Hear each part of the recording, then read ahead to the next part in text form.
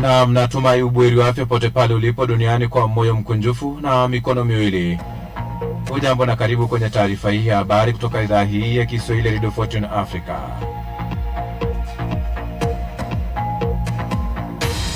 Baadhi ambayo tumetoa kuandalia ni pamoja na mwanadiplomasia wa Marekani James Swam ameanza kazi rasmi siku ya Jumanne kama mjumbe maalum wake katibu mkuu wa Umoja wa Mataifa katika Jamhuri ya Demokrasia ya Kongo na mkuu wa MONUSCO. Mamlaka nchini Tanzania zimetangaza kuongeza muda zaidi wa siku 21 kwa tume maalum inayochunguza vurugu za wakati wa baada ya uchaguzi mkuu wa mwezi Oktoba mwaka uliopita. Vyama vya upinzani nchini Zimbabwe vimeibua wasiwasi wake kuelekea mabadiliko ya katiba yanayopendekezwa na chama cha ZANU-PF.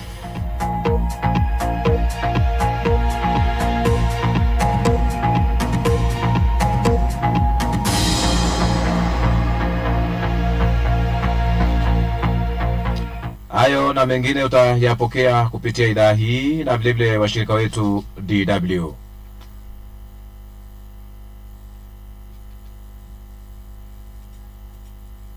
Wapiganaji wa Hezbollah wamedhibitisha kukubali kusitishwa mapigano kwa kipindi cha wiki mbili licha ya Israel kuendelea kurusha makombora nchini Lebanon. Kulingana na vyombo kutoka kwenye kundi hilo vya habari, wamesisitiza mashambulio kaskazini mwa Israel na dhidi ya wanajeshi wa Israeli nchini Lebanon. Israeli imeendelea kutekeleza mashambulio kusini mwa Lebanon, Waziri Mkuu Benjamin Netanyahu akisisitiza kwamba Lebanon haipo kwenye makubaliano yaliyoafikiwa kati ya Iran na Marekani ya kusitisha vita vya wiki mbili. Kiongozi mkuu wa upinzani nchini Israeli Yair Lapid amekosoa vikali Waziri Mkuu Benjamin Netanyahu kutokana na suala la usitishwaji wa mapigano nchini Iran. Amemtuhumu Netanyahu kwa kushindwa kuwafikia malengo ya vita. Kulingana naye, Israel haikuwa kwenye meza ya mazungumzo wakati maamuzi muhimu kuhusu usalama wa nchi hiyo ilipokuwa yakifanyika. Amesisitiza kuwa itagharimu Israeli miaka mingi sana kurekebisha uharibifu wa kisiasa na kimkakati unaosababishwa na uongozi wa Netanyahu. Naendelea kupokea taarifa hii ya habari kutoka idhaa hii ya Kiswahili ya Radio Fortune Africa. Sasa hivi tupokee habari zaidi kutoka DW.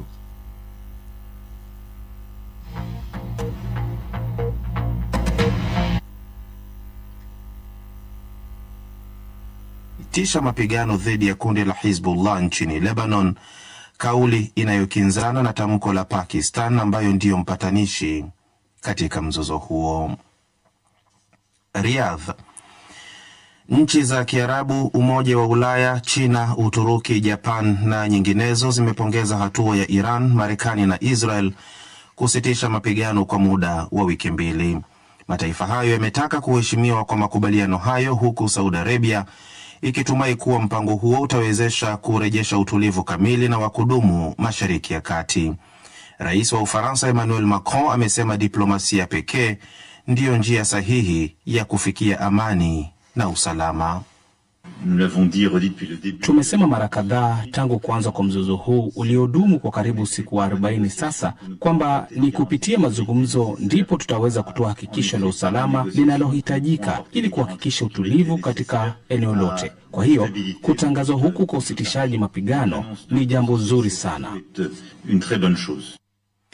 Hata hivyo, kiongozi mkuu wa upinzani wa Israel Yair Lapid amekosoa vikali hatua ya Netanyahu kuunga mkono usitishwaji vita na kuitaja kuwa ni janga la kisiasa, huku akimtuhumu waziri mkuu huyo kwa kushindwa kufikia malengo ya vita na kutokomeza kabisa kitisho kwa Israel. Beijing. Waziri wa mambo ya nje wa China Wang Yi atasafiri hapo kesho kuelekea Korea Kaskazini, ziara inayolenga kuimarisha mahusiano kati ya majirani hao. China ni mshirika mkubwa wa kibiashara wa Korea Kaskazini na imekuwa ikitoa msaada muhimu katika masuala ya kidiplomasia, kiuchumi na kisiasa kwa taifa hilo lililotengwa. Ziara ya siku 2 ya Wang Yi inachukuliwa kama hatua muhimu katika kudumisha na kuendeleza uhusiano kati ya China na Korea Kaskazini. Wiki iliyopita shirika la ndege la Air China lilianzisha tena safari zake za moja kwa moja kati ya Beijing na Pyongyang baada ya kuzisitisha kwa miaka 6 kutokana na janga la Uviko 19. Ni taarifa ya habari za ulimwengu inayokujia moja kwa moja kutoka DW mjini Bonn. Kiev. Urusi na Ukraine zimeendelea kushambuliana usiku kucha, huku shambulizi la droni la Moscow likisababisha uharibifu mkubwa kwenye bandari ya mji wa Izmail uliopo kwenye mto Danube kusini magharibi mwa Ukraine. Rais Volodymyr Zelensky wa Ukraine amesema nchi yake iko tayari kwa mpango wa usitishaji mapigano na Urusi, huku akimtolea wito rais wa Marekani Donald Trump kuishinikiza Moscow kusitisha uvamizi wake. Aidha, waziri wa mambo ya nje wa Ukraine Andriy Sybiha amesema makubaliano ya kusitisha mapigano kati ya Marekani na Iran yanaonyesha mafanikio ya uamuzi wa Marekani na kuitaka Washington isiupuuze mzozo wa Ukraine. Beijing. China imesema hivi leo kuwa Afghanistan na Pakistan zimefanya mazungumzo na kukubaliana kusaka suluhu ya mgogoro uliozuka kati yao mwezi Oktoba mwaka jana. Msemaji wa wizara ya mambo ya nje wa China Mao Ning amesema hatua hiyo imefikiwa baada ya mazungumzo ya amani yaliyofanyika huko Urumqi nchini China, na kwamba pande zote mbili zimeafikiana kutouchochea au kuuzidisha mzozo huo. Mao ameongeza kuwa China itaendelea kuwasiliana na nchi hizo mbili ili kuwezesha mazingira ya kuendelea na mazungumzo. Mzozo uliozuka mwaka jana kati ya Afghanistan na Pakistan ulisababisha maafa makubwa, ikiwa ni pamoja na vifo vya mamia ya watu. Na huo ndio mwisho wa taarifa hii ya habari za ulimwengu iliyokujia moja kwa moja kutoka idhaa ya Kiswahili ya DW mjini Bonn. DW Dunia Yetu leo mchana.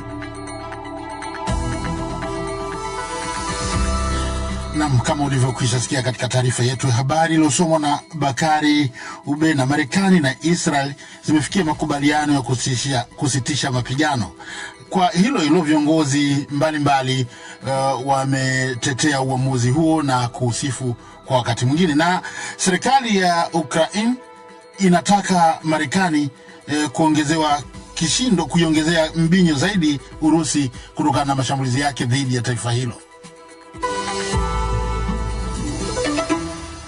Moja kwa moja tunaanza na habari hii ya matumaini. Dunia imeamka na ripoti ya Iran, Marekani na Israel kufikia makubaliano ya kusitisha mapigano kwa wiki 2 baada ya Rais Donald Trump wa Marekani kutangaza kukubaliana na mpango wenye vipengele 10 na wa Iran na Tehran, akisema itashirikiana kupunguza katika mazungumzo ya kukomesha kabisa vita hivyo mjini Islamabad. Pakistan kuanza kesho kutwa Ijumaa. Mohamed Khalef na mengi zaidi kuhusu hatua hiyo mpya kwenye vita vya siku 40 vilivyokuwa vimeanzishwa na Marekani na Israel dhidi ya Iran. Kwa taifa tukufu lenye heshima na shujaa la Iran, adui ameshindwa kwa kipigo kisichosemekana cha historia na cha kumvunjavunja kwenye vita vyake haramu na vya kihalifu dhidi ya taifa la Iran. Tunaupongeza umma wote wa Iran kwa ushindi huu, na tunasisitiza kwamba hadi pale ushindi huu utakapokamilika, bado kuna haja ya uvumilivu na umakini kwa upande wa maafisa na pia ulinzi wa umoja na mshikamano miongoni mwa umma wa Iran. Ni mtangazaji wa televisheni ya taifa ya Iran akisoma tamko rasmi la Baraza Kuu la Usalama la Jamhuri ya Kiislamu usiku wa kuamkia leo, muda ule ule ambapo mamilioni ya Wairani walikuwa wamejitokeza kuhami vituo vya umeme, mafuta, majengo ya umma na madaraja kufuatia kihitisho cha Rais Trump wa Marekani kwamba angeliamuru kuripuliwa kwa maeneo hayo usiku wa jana. Kwenye ujumbe wake aliokuwa ameutuma kupitia mtandao wa kijamii wa Truth Social na kulaaniwa na wakosoaji wake waliouita ushahidi wa uhalifu wa kivita na mauaji ya kimbari, Trump alikuwa ameandika, na hapa namnukuu: ustaarabu mzima utakufa usiku wa leo na hautaweza kamwe kurudi tena ikiwa Iran itashindwa kufikia makubaliano yanayojumuisha kuufungua upya mlango bahari wa Hormuz, mwisho wa kumnukuu. Lakini wakati dunia ikingojea maangamizo aliyojiapiza kuishushia Iran, Trump alijitokeza tena kwenye mtandao huo huo akitangaza ushindi mwingine na akiwashukuru waziri mkuu na mkuu wa majeshi wa Pakistan kwa kufanikisha mpango wa usitishaji mapigano wa wiki mbili uliotokana na pendekezo vipengele 10 la Iran ambalo awali iliita linaloweza kufanyiwa kazi, ingawa baadaye amenukuliwa akisema ni mpango wa ghiliba bila kufafanua. Mapema asubuhi ya leo, ofisi ya waziri mkuu wa Israeli Benjamin Netanyahu ilisema inaunga mkono uamuzi wa Trump kusitisha mashambulizi dhidi ya Iran kwa wiki mbili, lakini ikionya kwamba uamuzi huo hautajumuisha vita vyake nchini Lebanon, ambako hadi sasa zaidi ya watu 1500 wameshauawa na zaidi ya milioni 1 kuhamishwa makazi yao. Hata hivyo, kusitishwa uhasama dhidi ya kile Iran ilichokiita muungano wa mapambano unaojumuisha makundi ya wapiganaji ndani ya Lebanon, Iraq na Yemen ni mojawapo kati ya vipengele 10 masharti yake kwenye mpango huo wa kusitisha mapigano. Ingawa mpango wenyewe unaweza kuwa msingi wa majadiliano yanatazamiwa kuanza hapo Ijumaa, una vipengele vingi ambavyo awali Washington ilishasema haviwezi hata kujadilika seuze kutekelezeka. Kwa mujibu wa mpango huo, Iran inataka iendelee kuudhibiti mlango bahari wa Hormuz, iendelee na urutubishaji wa madini ya urani na iondolewe vikwazo vyote vya awali na vya nyongeza. Vile vile Iran inaitaka Marekani kuondosha vituo vyake vya kijeshi eneo zima la Mashariki ya Kati, kuziachia mali zake zilizoshikiliwa na kuwepo kwa azimio maalum la Baraza la Usalama la Umoja wa Mataifa kuhalalisha na kuyapa nguvu za kisheria makubaliano hayo. Ni taarifa yake Mohamed Khalif. Mataifa na viongozi mbalimbali duniani wamepongeza hatua ya kufikiwa makubaliano kati ya Marekani, Israel na Iran kwa wiki mbili yenye lengo la kupunguza ama kusitisha vita vinavyoendelea katika eneo la Mashariki ya Kati. Tatu Karema na maelezo ya kina. China imepongeza leo sitishaji vita Mashariki ya Kati na ikasisitiza jukumu lake katika kuhimiza makubaliano ya amani kati ya Marekani na Iran kwa muda wa wiki mbili. Msemaji wa mambo ya nje Mao Ning ameelezea kujitolea kwa nchi hiyo kwa amani ya Mashariki ya Kati. Tunaunga mkono juhudi za mapatano zinazofanywa na Pakistan na mataifa mengine, kusitishwa kwa mapigano na kukomesha migogoro haraka iwezekanavyo, kutatua mizozo kwa njia za kisiasa na kidiplomasia na hatimaye kupatikana kwa amani ya kudumu Mashariki ya Kati na eneo la Ghuba. China pia imefanya juhudi zake katika hili. Mao Ning pia amesema China itaendeleza juhudi za kupunguza mvutano na kufikia makubaliano ya kudumu ya kumaliza vita hivyo. Kwa upande wake, India imesisitiza kuwa kupunguzwa kwa vita, mazungumzo na diplomasia ni muhimu kumaliza haraka mzozo huo. Katika taarifa, Wizara ya Mambo ya Nje ya nchi hiyo imesema tayari mzozo huo umesababisha mateso makubwa kwa watu na kuvuruga usambazaji wa nishati duniani pamoja na mitandao ya kibiashara. Imesema wanatarajia uhuru wa usafirishaji wa bidhaa kupitia mlango bahari wa Hormuz utazingatiwa. Wakati huo huo, Uturuki imesema itaunga mkono mazungumzo yanayotarajiwa kufanyika nchini Pakistan. Wizara ya Mambo ya Nje ya nchi hiyo imesisitiza haja ya usitishaji huo wa mapigano kutekelezwa kikamilifu na kwamba pande zote lazima zizingatie makubaliano hayo. Katika Umoja wa Ulaya, mkuu wa sera za nje Kaja Kallas amesema makubaliano hayo ni hatua muhimu ya kupunguza vita hivyo baada ya wiki mbili za malumbano makali. Kwenye chapisho katika mtandao wa X, Kallas amesema amezungumza na waziri wa mambo ya nje wa Pakistan Mohammad Ishaq Dar na kuongeza kuwa mlango wa mazungumzo lazima ubaki kwa wazi wakati ambapo masuala nyeti ya vita hivyo bado hayajapata ufumbuzi. Katika hatua nyingine, Rais wa Faransa Emmanuel Macron amesema tangazo hilo la makubaliano ni hatua nzuri.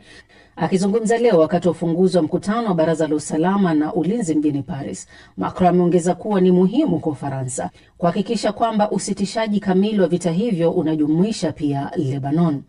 Mataifa kadhaa ya Kiarabu pia yamepongeza makubaliano hayo na kufunguliwa kwa mlango bahari wa Hormuz. Waziri wa mambo ya nje wa Oman amesema nchi hiyo imesisitiza umuhimu wa kuongeza juhudi za kupata suluhisho linaloweza kumaliza mzozo huo kabisa. Nayo Wizara ya Mambo ya Nje ya Misri imesema kusitishwa kwa operesheni za kijeshi za Marekani nchini Iran kunatoa fursa muhimu ya kidiplomasia na mazungumzo. Hata hivyo, Israel imesema inaunga mkono uamuzi wa Marekani wa kusitisha mapigano, lakini ikasisitiza kuwa makubaliano hayo hayataijumuisha Lebanon.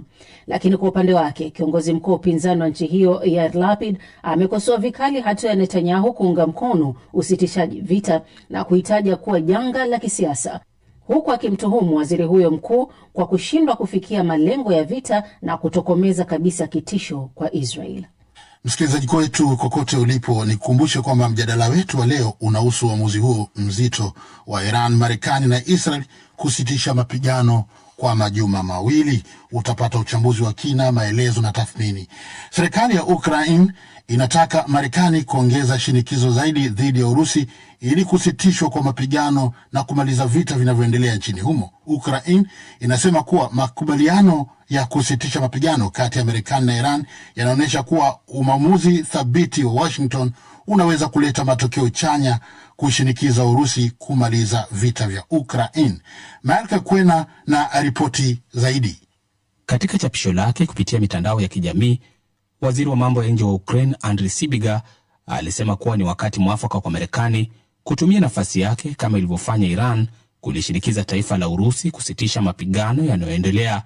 Ukraine imekuwa ikiomba msaada wa kimataifa ili kumaliza vita hivyo ambavyo vimesababisha vifo vya maelfu ya raia na kuharibu miundombinu.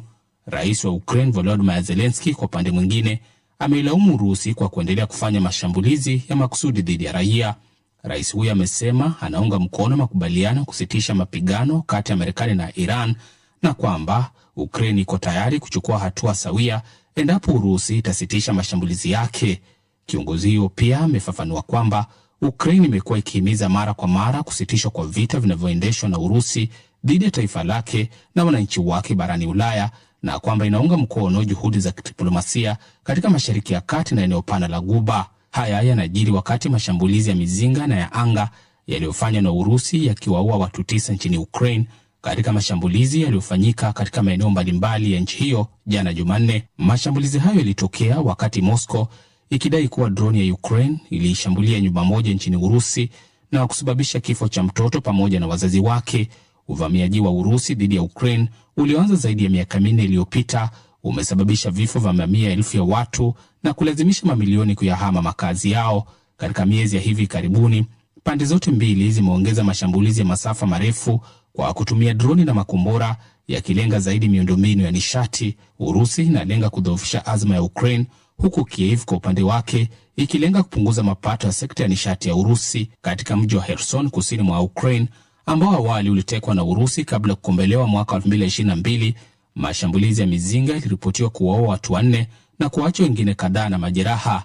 Akizungumzia hali hiyo, afisa wa eneo la Kherson Alexander Prokydin ameelezea mashambulizi hayo kuwa mabaya zaidi na kuonyesha picha za waathiriwa. Mashambulizi ya Kherson yalitokea saa chache tu baada ya shambulizi la droni la Urusi kulipiga basi la abiria katika mji wa Nikopol na kuua watu 4. Hata hivyo, amesema vikosi vya kijeshi kutoka Ukraine zinazoisaidia nchi za Mashariki ya Kati kukabiliana na mashambulizi ya droni za Iran zitaendelea kubaki katika eneo hilo licha Marekani na Iran kukubaliana kusitisha mapigano kwa muda wa wiki 2. Yote haya yakiendelea, Urusi imeshambulia bandari kubwa zaidi ya Ukraine kwenye mto Danube, Ismail, usiku wa kuamkia leo. DW tunavuma kwa kishindo. Wanaanga 4 wa chombo cha Artemis picha pili wako njiani kurejea duniani baada ya safari ya mwezini iliyoweka rekodi ya umbali mrefu zaidi kuwahi kufanyika na mwanadamu.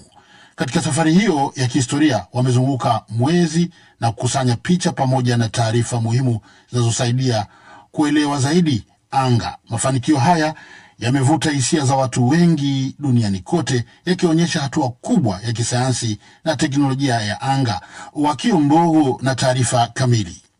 Wanaanga hao Reid Wiseman, Christina Koch, Victor Glover na Jeremy Hansen kutoka shirika la anga la Marekani NASA walifanikiwa kuzunguka mwezi na kushuhudia mambo ambayo kwa kawaida hayaonekani kirahisi na binadamu. Miongoni mwa picha walizopiga ni ile ya dunia ikizama nyuma ya mwezi, tukio linaloitwa Earthset. Picha hii imefananishwa na ile maarufu ya Earthrise ya mwaka 1968, lakini safari hii inaonyesha maendeleo ya teknolojia ya kisasa.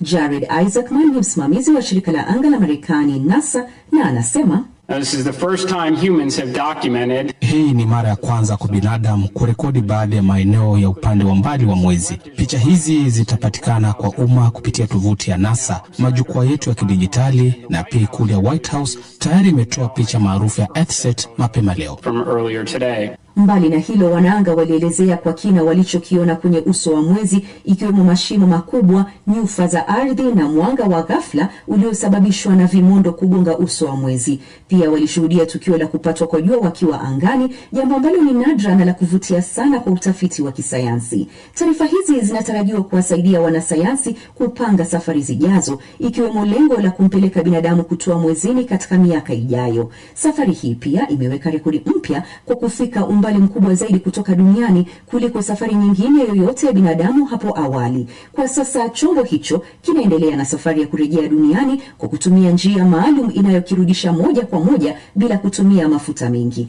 Kinatarajiwa kutua baharini karibu na pwani ya California, ambapo timu za uokoaji tayari zimejiandaa kuwapokea wanaanga hao. Msimamizi mwenza wa NASA Amit Shatria amesema furaha na mshangao mkubwa vinaonekana kwa watu wengi kutokana na mafanikio ya safari hii ya Artemis 2, na kwamba mafanikio hayo yanawachochea vijana kuwa wanasayansi, wahandisi na wabunifu wa kesho. Ameongeza kuwa one of the things that's amazing about human spaceflight as an activity. Kitu kimoja cha kushangaza kuhusu safari za anga za binadamu ni kwamba zinamfanya mtu aione dunia kwa mtazamo tofauti kabisa, kama dunia isiyo na mipaka, ambapo watu wote tuna historia moja na tunashiriki mustakabali mmoja. Kila anayepata nafasi ya kuona hali hiyo hubadilika moyo na mawazo yake. Wanaanga kutoka mataifa yote wanarudi na mtazamo huo huo wa umoja wa dunia. They all come back with that perspective. Glover alikuwa mtu wa kwanza mwenye asili ya rangi nyingine kuzunguka mwezi, Koch alikuwa mwanamke wa kwanza, na Mkanada Hansen alikuwa mtu wa kwanza asiye Marekani. Safari ya Artemis 2 imefungua ukurasa mpya katika utafiti wa anga na imeonyesha wazi kuwa bado kuna mengi ya kujifunza kuhusu mwezi na ulimwengu kwa ujumla. Baada ya taarifa hiyo ya faraja ya kisayansi, serikali ya Jamhuri ya Kidemokrasia ya Kongo imetoa ripoti ya kutisha kuhusu kukaliwa kwa mji wa Uvira mkoani Kivu ya Kusini.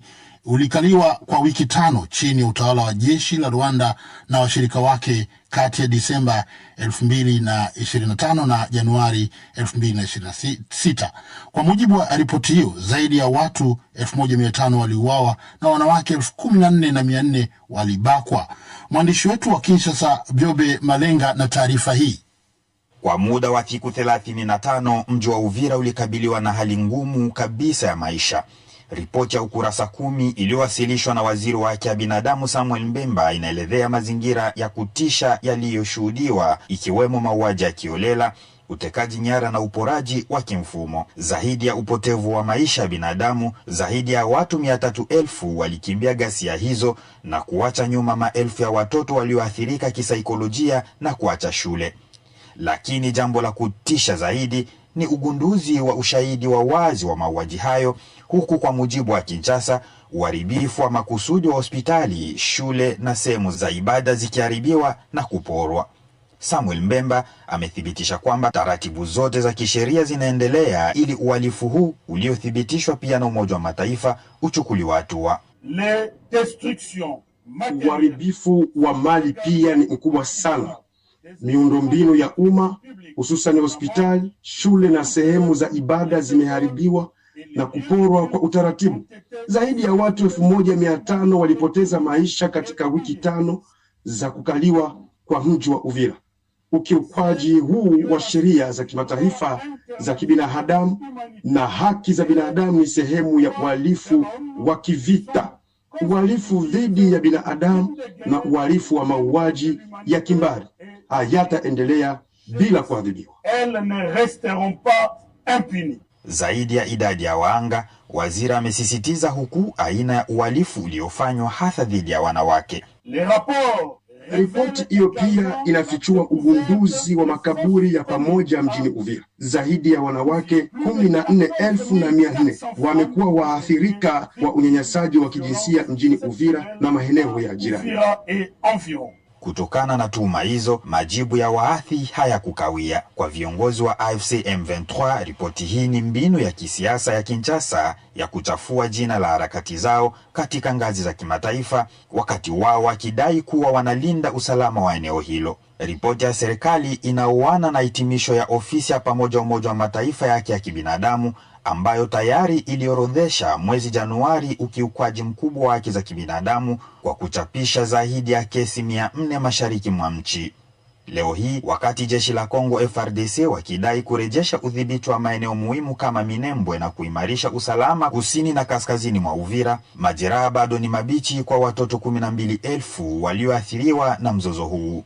Biobe Malenga, DW, Kinshasa.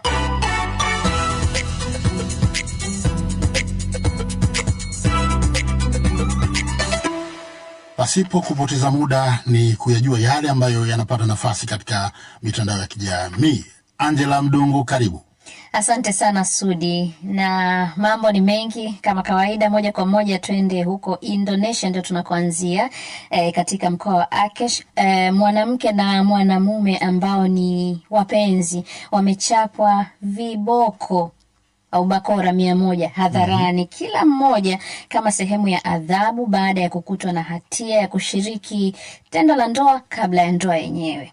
Sasa adhabu hii imetolewa jana Aprili 7, na hawa wapenzi ni sehemu tu ya watu 6 ambao walipata adhabu ya viboko. Wengine waliadhibiwa kati ya viboko 8 hadi 29 kwa makosa ya kugusana tu na mtu wa jinsia tofauti, kukaribiana na pamoja na kunywa pombe. Sasa mwanamke mmoja aliyechapwa viboko 27, yeye alizimia baada ya kuchapwa bakora ya mwisho na alipatiwa huduma na watoa huduma za dharura waliokuwepo katika eneo lile ambapo adhabu ilikuwa inatekelezwa. Kwa taarifa yake tu msikilizaji, kwamba huu mkoa ambako haya yote yametokea unatekeleza sharia ambapo ni marufuku kujihusisha na ngono kama hujaoa au kuolewa. Bila shaka kuna maoni, lakini nawaambia tu wanaotazama katika mitandao ya kijamii, Angela, hawakuoni sasa hivi. Kuna itilafu.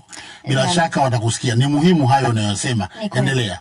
Sawa. Sasa kuna mtu anaitwa Monica Kek ameandika kama ndio sheria yao adhabu hii ni sawa kabisa. Lakini kuna mwingine anasema anaitwa Queen Mehena ameandika kwa kuzingatia kiwango ambacho watu wanajihusisha na ngono kabla ya ndoa katika mataifa mengi, watoa adhabu wenyewe huenda kama hii sheria ingekuwa kwenye mataifa mengi basi wangechoka. Mataifa mengi kama yapi, Angela? Labda mfano Afrika huko, kwa sababu hakuna sheria ambayo moja kwa moja inakuwa inakataza. Sasa na mwingine huyu anaitwa Chetana ameandika kama anayekutwa na hatia ya kosa kama hili ni mtoto wa waziri au kiongozi yeyote mwandamizi, atachapwa pia idadi hiyo ya viboko hadharani.